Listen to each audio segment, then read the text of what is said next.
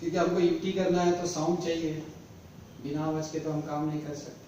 तो साउंड को हम कैसे जनरेट करेंगे? जैसे इलेक्ट्रिसिटी तो जनरेटर से आती है, पेट्रोल है कहीं और से आता है।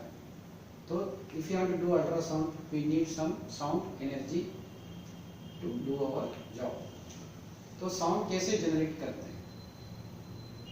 पहले का तरीका क्या होता था, जब शुरू में जो ब्यूटी अल्ट्रासोनिक्स जब थोड़ा डेवलपमेंट में था, हम लोग क्या करते थे, ऐसा टैप करके आइडिया निकालते थे, क्योंकि every material has a natural frequency. अभी इसका एक अपना आवाज है, इसका एक अपना आवाज है, ठीक है, दिस इज नेचुरल कंडीशन। अगर इसमें कहीं भी क्रैक हो गया है या टूट गया है तो आवाज चेंज होगा कि नहीं होगा?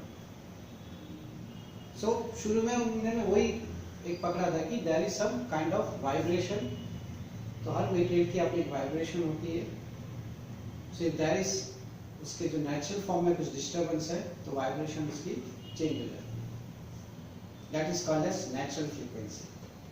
अच्छा तो करके देख लो कोई भी चीज में, छोटा सा क्रैक डेवलप करके फिर साउंड सुनो। तो शुरू में लोग हथौड़े से मार के कुछ करते थे, लेकिन उनको पता चला कि we can generate sound, transmit कर सकते हैं। अगर हम किसी भी तरह से साउंड को कपल कर दें तो उसके रिफ्लेक्शन प्रॉपर्टीज हम लोग स्टडी कर सकते हैं। So how to generate sound? तो ये काफी ओल्ड प्रिंसिपल पर आधारित है, which is called as piezoelectric effect.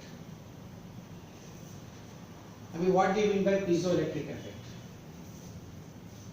अब क्रिस्टल्स पता है ना, दुनिया में दो टाइप के, मतलब अगर आप मॉलिक्यूलर फॉर्म्स में देखेंगे तो there are two types of materials. एक पाउडर फॉर्म में होता है आटा, मतलब एग्जांपल। एक होता है क्रिस्टल्स। क्रिस्टल्स है ना, उसकी एक डेफिनेट शेप होती है। आप नमक का क्रिस्टल देखा होगा, नमक को गौर से देखेंगे उसका एक परफेक्ट शेप होता है, एकदम ऐसा परफेक्ट शेप होगा। आप चाहे तो पाउडर को थोड़ा कुछ मैग्नीफाई करके देख। अब शुगर क्रिस्टल्स देखो, वो भी परफेक्ट शेप में होता है।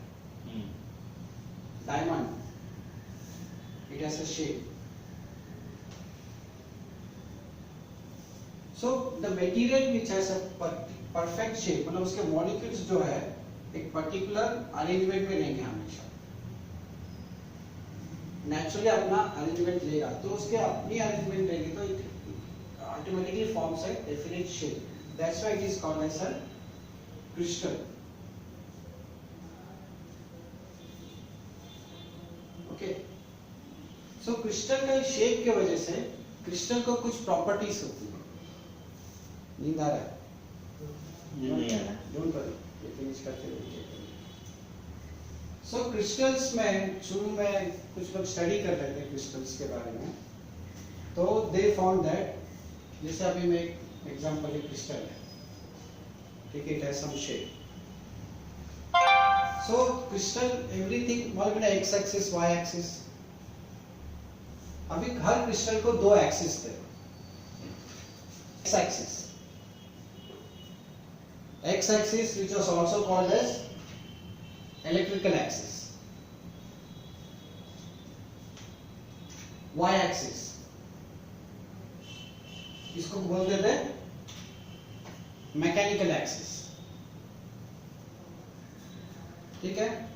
अभी आप वही सोच रहे होंगे कि इलेक्ट्रिकल एक्सिस क्या है, मैकेनिकल एक्सिस क्या है। मतलब क्या, हर क्रिस्टल में दो एक्सिस होगा, इलेक्ट्रिकल एक्सिस, मैकेनिकल एक्सिस। हमको ज्यादा डिटेल में नहीं जाना है पीजोइलेक्ट्रिसिटी का, मैं खाली आपको बेसिक्स बता रहा हूँ कि हमको जो जरूरत है खाली उतना ही बता रहा हूँ।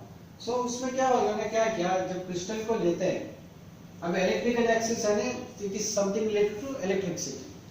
सो when it is connected to a wire, जिसमें उन्होंने एक वोल्ट मीटर लगाया, एक मीटर लगाया चेक करने के लिए, and when we apply pressure on the mechanical axis, मतलब उसको क्रिस्टल को प्रेस करते हैं बाय सम प्रेशर सिस्टम।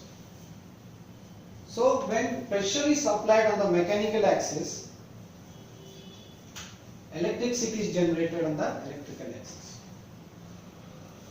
जैसे बैटरी में कैसे पावर आता है, तो पीजोइलेक्ट्रिक क्रिस्टल्स में क्या प्रॉपर्टी था, when you apply pressure on the mechanical axis, electricity is generated on the electrical axis. So this particular phenomenon is called as piezoelectric effect. अब ये उल्टा, जब प्रेशर रिलीज करते थे तो करंट का डायरेक्शन चेंज होता था. समझ गए? नहीं समझ रहे? समझ आया. मतलब क्या है, जब भी हम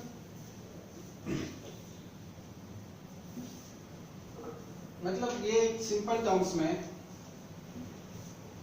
जब भी मैं मैकेनिकल एक्सिस पे प्रेशर अप्लाई करता हूं, तो कुछ मेथड था. यहाँ पे आपको समझने के लिए बल्ब लगा दिया मैंने, वोल्टमीटर के बल्ब लगा. तो जब इसको प्रेस करता हूं तो बल्ब जलेगा. क्यों जलेगा? क्योंकि इसमें करंट फ्लो होना चालू हो गया. क्यों फ्लो होना चालू होता है? जब प्रेशर अप्लाई करते हैं उसके इलेक्ट्रॉन्स एक सीट में ट्रैवल करने लग जाते हैं. जब मैं प्रेशर रिलीज करता हूं, मतलब जो क्रिस्टल दब गया था उसको छोड़ दिया, तो छोड़ेगा तो क्या आएगा? सब वापस जाएगा. तो जो इलेक्ट्रॉन ऐसा था वो ऐसा ट्रैवल करेगा, पोलैरिटी चेंज होती है. तो बल्ब बंद हो जाएगा. बल्ब बंद नहीं रहेगा, बल्ब तो दोनों साइड में चलता है. अगर एलईडी लगाते हो तो एलईडी बंद हो जाएगा, ठीक है? एलईडी डीसी पे चलता है. ओके, तो व्हाट इज पीजोइलेक्ट्रिक? तो इसका अगर लिखने का है तो what is piezoelectric effect? When pressure is applied on mechanical axis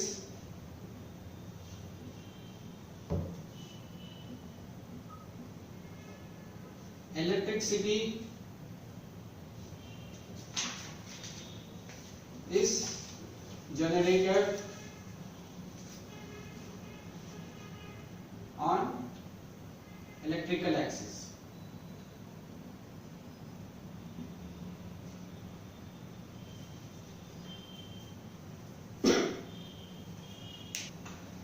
मतलब उल्टा भी करके देखेंगे. जब प्रेशर अप्लाई किया तो इलेक्ट्रिसिटी जनरेट हो गई है, तो उसने सोचा तो मैं प्रेशर की जगह जब उसको इलेक्ट्रिसिटी दूं तो क्या होगा. मतलब लोग ने क्या किया, अपना क्रिस्टल ऐसा था, एक पावर सप्लाई लगा दिया, जहाँ पे करंट आ रहा था, अभी करंट दिया उन्होंने इधर से. तो लोग क्या देखा, जब इधर से वोल्टेज देते थे सो करंट क्रिस्टल क्या होता था, एक्सपांड होता था, मतलब फूल जाता था करंट देने पर. ठीक है?